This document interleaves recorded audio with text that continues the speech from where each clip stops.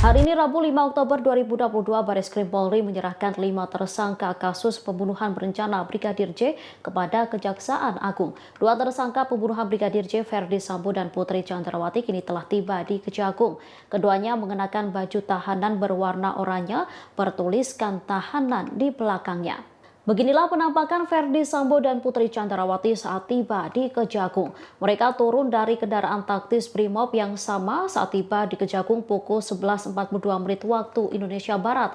Mereka pun tampak dikawal ketat dengan personel Brimob dan pengamanan dalam Kejagung. Ferdi Sambo adalah sosok yang pertama kali turun dari mobil tersebut. Ia sempat berdiri sebentar di samping pintu mobil sembari menunggu Putri Chandrawati. Setelah Putri turun, pasangan ini lantas berjalan menaiki tangga dan masuk ke gedung Jaksa Agung Muda Tindak Pidana Umum. Ferdi Sambo yang terlihat memakai masker warna hitam berjalan lebih dulu dibanding Putri. Sementara Putri mengikuti di belakang didampingi seorang petugas. Keduanya tak memberikan pernyataan apapun kepada awak media. Selain Putri dan Ferdi Sambo, 5 tersangka lainnya dalam pembunuhan Brigadir J juga akan dihadirkan. Ada 11 tersangka yang diserahkan penyidik Bareskrim Polri kepada Jaksa Penuntut Umum atau JPU. Setelah pelimpahan para tersangka, selanjutnya kewenangan penahanan kini berada di tangan JPU. 7 tersangka dititipkan Kejaksaan Agung di Rutan Makobrimob. Mereka adalah Ferdi Sambo, Brigjen Hendra Kurniawan, Kombes Agus Nurpatria, AKBP Arif Rahman, Kompol Baihuni, Kompol Cuk, dan AKP Irfan Widianto.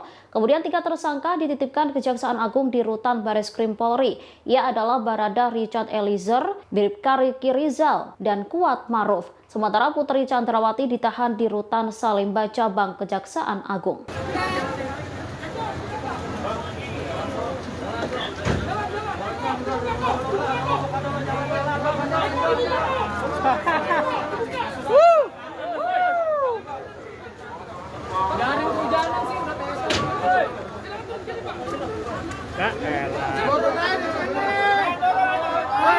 Udah turun.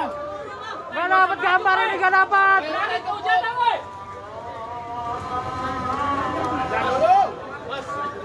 Ayo. Nggak usah pakai payung, Pak.